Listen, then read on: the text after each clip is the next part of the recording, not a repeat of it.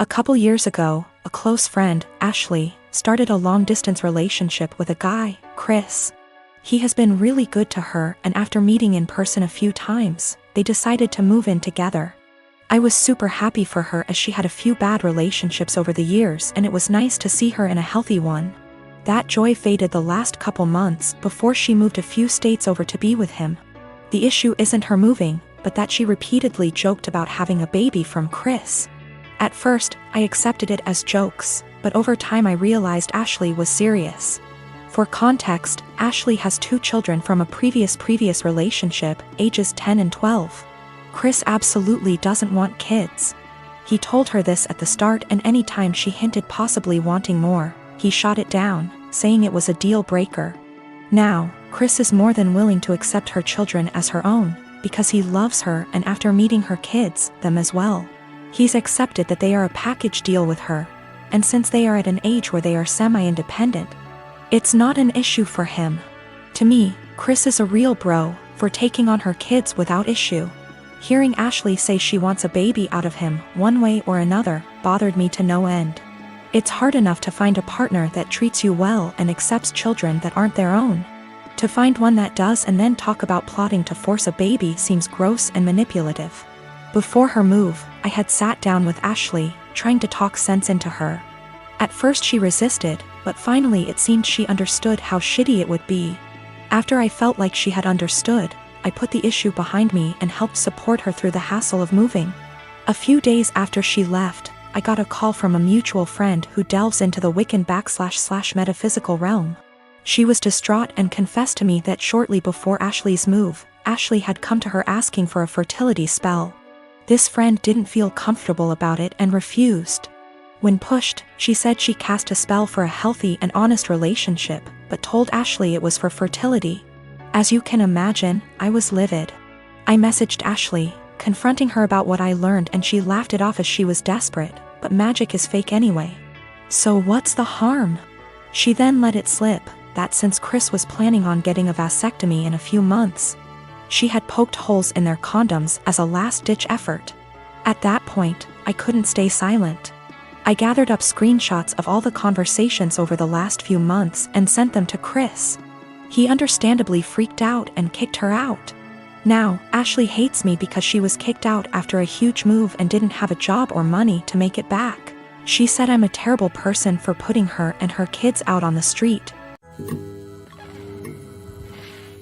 6 years ago, my son Matthew had a daughter with his now ex-wife Josie. I have always thought of Josie as my own daughter, so when they divorced 7 years ago due to my son cheating, I was conflicted and disappointed. Josie wasn't particularly close with any of her family, so my husband and I naturally took them in. Josie was an angel. She had insisted that we didn't have to lift a finger more than before we had taken them in, and though she was hurt, she kept civil around Matthew. My husband and I held a huge hand in raising their daughter Ruth, because Matthew remarried less than a year later and now has a 4-year-old son after disowning Ruth. 2 years ago my husband was diagnosed with lung cancer. It was hard on everyone, especially Ruth. They were extremely close. She told him about her girlfriends and boyfriends before anyone else and has always wanted him to be the one to walk her down the aisle at her wedding. Matt rarely ever visited and didn't answer our calls, often saying that we had other kids, so it wasn't like my husband was dying lonely. Last night Matt stopped by to talk about inheritance. He never mentioned Josie nor Ruth and hinted that he thought he should get more inheritance than his siblings the entire time. My husband and I shared awkward looks until he decided to cut in. He explained that everyone would get a piece, but he'd focus more on Ruth and Bonnie, one of our other grandkids. Matt got angry and said that Ruth was just a bastard and that his son deserved more than her. My husband got furious after that and left the room saying that he wouldn't include Matthew at all. Matt yelled back and turned to me saying that Ruth wasn't worth it because she'd just grow up to be a whore like her mother. I told him that I'd rather have her mother as my daughter than him as my son and insisted that he leave. I'm getting phone calls from Matt's wife and family friends saying that my husband and I overreacted, and he was just angry that we were playing favorites. To clear some things up, Josie did not cheat on Matthew. Josie and Matthew met later in college and Josie was known as a party girl. Before that, Ruth isn't the product of an affair, but we are planning on getting a DNA test because what Matthew said has gotten under Ruth's skin. She was at the house when this occurred and overheard it. When it came to taking in Josie and Ruth, we didn't hesitate because Josie is not from here. She and Matt lived in another country until he moved them here a few months before he got caught cheating, and they had nowhere else to go as Josie was a stay-at-home mom. I had no intentions of choosing Josie over Matt, then and now, and I never discouraged Matt from visiting. I tried to make it very clear that we weren't picking and choosing when we took Josie in. We just wanted her and our granddaughter to be safe and have a good home.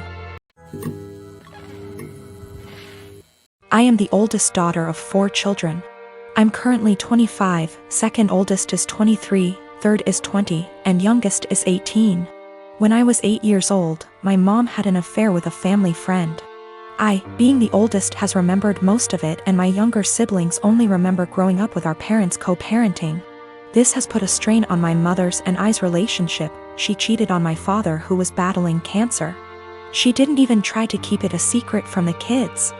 I remember during family /friend gatherings when everyone would be inside and I'd see my mom and the family friend kissing, or doing things in the pool. As a kid I didn't understand, but as I got older I realized what she was doing in front of us, and I feel sick.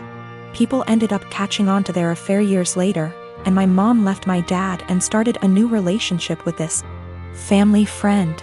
They split up shortly after that because he cheated on my mother. I've confronted her about this after my dad passed, and we all went to see a family therapist. This was roughly 3 years ago. My mom has since remarried to an incredible man, but recently she was out and bumped into this man from her past.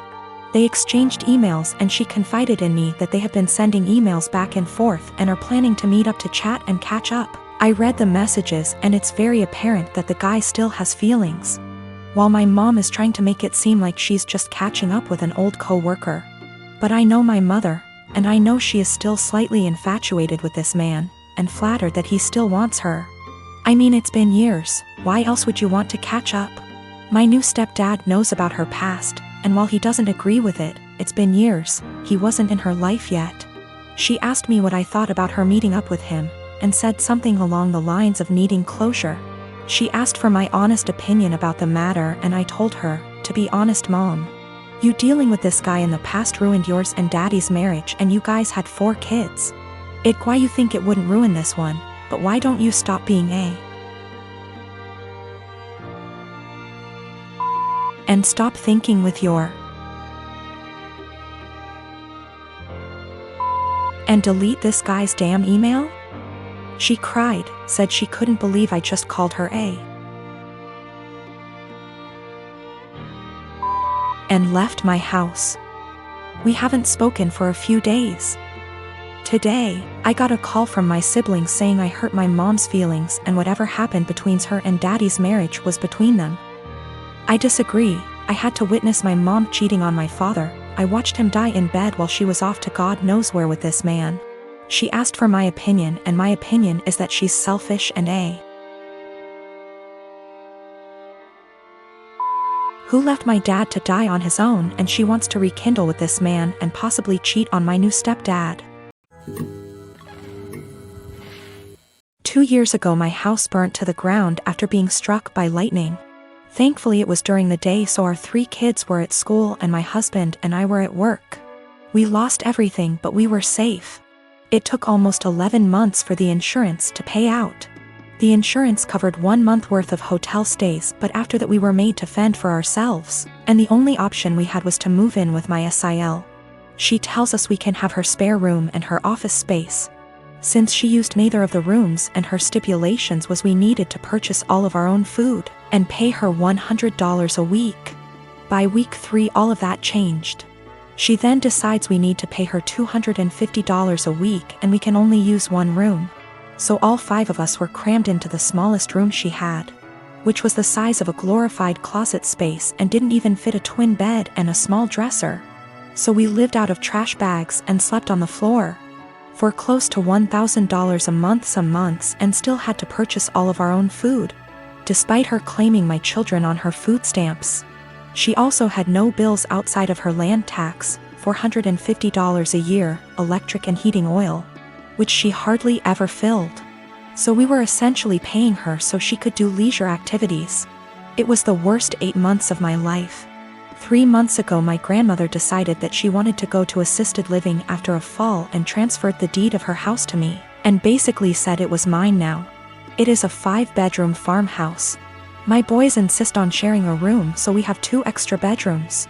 Well, my sister-in-law lost her house last month due to not paying her land tax for several years and asked if her and her stepdaughter could stay with us until they get enough money to move down south. I said sure, 1 bedroom, $800 a month, and you have to buy and cook all your food separately because my daughter is vegan. She looked at me like I had 10 heads and said that she and her stepdaughter should not be made to share a room when there are 2 extra rooms, and stated she cannot afford a rent of $800 while purchasing all of her own food on top of it. I said, neither could we, but we managed to cram 5 people into a glorified closet space while you were getting $1,000 and food stamps. Take it or leave it. She decided to leave.